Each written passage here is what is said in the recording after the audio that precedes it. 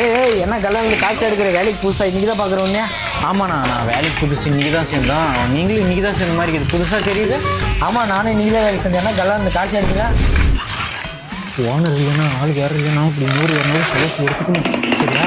சரி, நீ கொஞ்சம் தள்ளி ஓனர் இருக்கு, நானும் எதனா செலவு கட்டுறோம்.